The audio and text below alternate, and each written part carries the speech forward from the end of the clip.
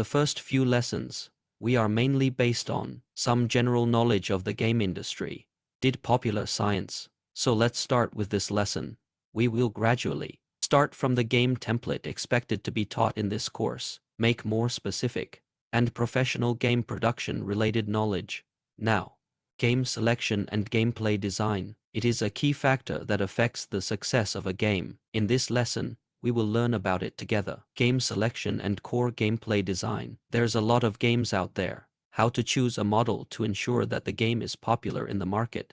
How to design gameplay to win players' favor. Is the game design in the early stage? Issues that must be seriously considered. Let's go through this course. We'll be taught a shooting game made by everyone. Let's go through it firsthand. What trade-offs do companies make when selecting a game? What are the trade-offs in the core gameplay design? First, let's show this course to learn the demo effects of the game you made.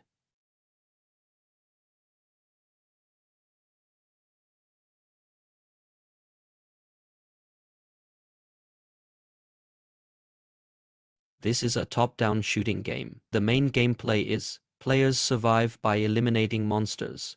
During the game, zombies will constantly besiege the player. Players can choose firearms or mines to kill zombies.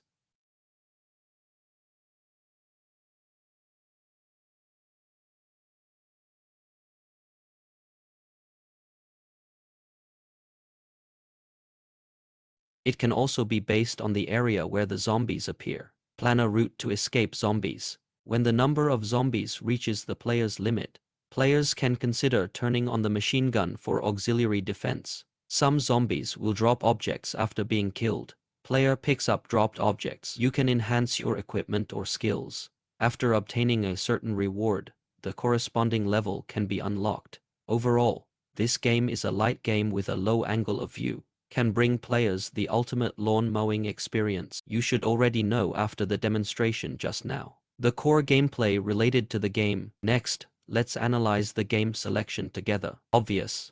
The game we learned to make this time, it's a shooting game, and shooting games. It is currently the mainstream gameplay in the gaming industry. But have you ever thought about a question? Why did we choose one? Top view shooting game. Let me show you.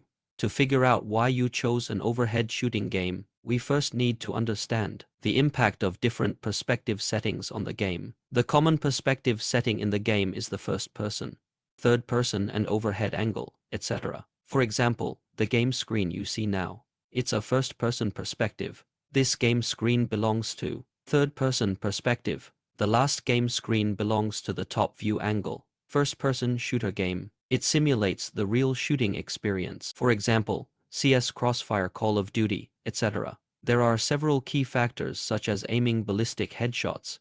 It is in line with human natural cognition, added tremendous depth of skill. You can feel it through this video. Obviously, the more elements, the richer the content. Although it will improve the gaming experience very well, but it will also greatly increase the production cost. Even for some players, the first person can cause 3D vertigo. I believe some students are watching this video. I already feel dizzy. The series of courses we are running today, considering that the students are beginners, in order to better guide everyone into game production, so I will choose the content volume to be more focused. Top viewing angle design content that is more conducive to learning. Looking down at the shooting game. First of all, because of the top view angle, there is no need to deal with the skill element of headshot. Secondly, also because of the top view angle, trajectory. At most, you just need to do some design on the left and right offset. So here's the skill element. Basically, no additional processing is required. Then all that's left is to aim for this element. So the key to game design, focus on the shooting, above the bottom outlet. Overall, compare first person or third person. Overall, the production cost of top view games is lower, easier to implement. In addition to production costs, the top view angle game is relatively easy to operate. Because of the top view game, you can see it, what happens in a 360-degree radius around the protagonist. So it eliminates the need to turn to observation. The first-person perspective is limited by the field of view. Users demand higher operating skills and global judgment. Single perspective. It's hard to perceive fully. Well, all the information in the game, therefore, the threshold for players is relatively high. It's higher. Although the difficulty of the game, due to the positioning of the game project itself. However, due to our current course, the main purpose is to guide everyone to get started in game production. So on the increase in difficulty of the game, it is also relatively easy to understand and a simpler game. And finally, let's also learn about the third person. The third person is also known as the omniscient perspective. It's the third person's perspective. It can bring more information, and that's pretty understandable. If the first person perspective only provides a 180-degree field of view in front of the player. So, third-person perspective versus first-person perspective increases the field of view of the back part of the player. Same. Suppose we play third-person games, also need to add a lot of paintings, face performance, like aiming before shooting, special effects when firing, and hit effects and kill effects, etc. It still belongs to the genre of games with high production costs. You can feel it through this video. To sum up, select top view game. The most important reason is cost considerations. For all beginners, for small and medium-sized game development teams, lower production cost. For users, the cost of learning is lower. Easy to get started. Easy. So these projects are relatively easy to implement, not because it's too difficult, and it's hard to start from the beginning. The last thing I want to say is, from a subjective perspective, you can actually play any game, but what games do you play?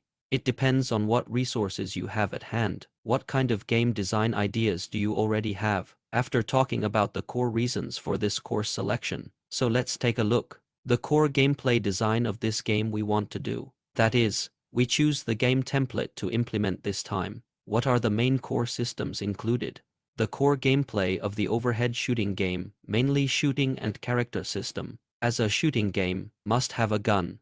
We need to shoot the gun system first. Any shooting game, the shooting experience is a top priority. We want players to be in the shooting game. It has a more realistic shooting feel, so we need to simulate the real firearm system. How to simulate a real firearms system in the game? We need to figure out the dimensions. First of all, you have to have a concept of firearms, derived from the concept of firearms. That's the number of guns in the game. For example, real firearms have recoil during shooting. The recoil is in the game. It affects the scattering elevation angle of the bullet, etc. The feeling of recoil in the game, usually by raising the muzzle during shooting, or the narrowing of the target to convey, or the power of firearms, theoretically speaking. The faster the rate of fire cools down, the shorter it is, the bigger the gun, usually more lethal. In the game system, the bottom value corresponds to the pigment, cooldown damage, etc. In a regular shooting game, there are two ways to fire bullets from firearms. One is radiographic detection, suitable for objects with a fast rate of fire. The other is projectiles, suitable for slower monomers. He will have a relatively slow trajectory, like a howitzer.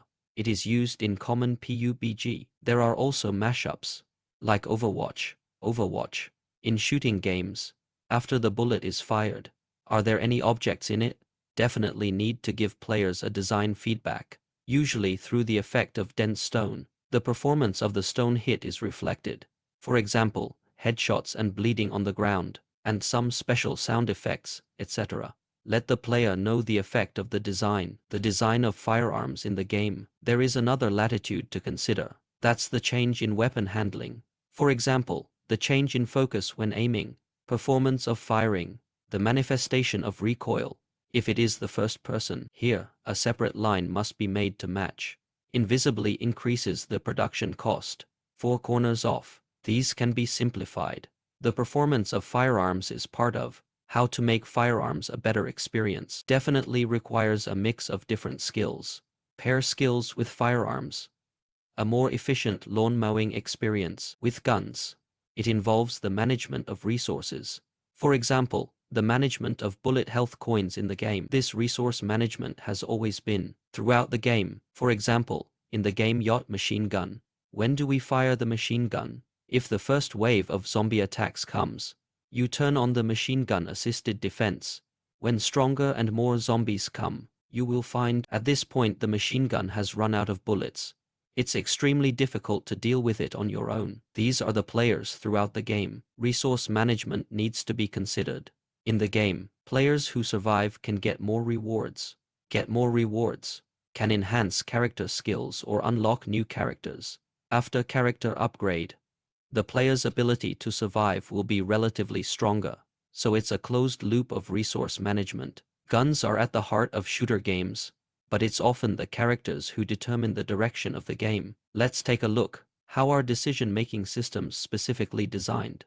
Characters can be attacked by zombies in the game. You get hurt when you're attacked. How to express the life state of the character in the game? The bottom layer needs to design a health point. Injury carves a certain health point. Players can use armor to reduce the level of damage when attacked.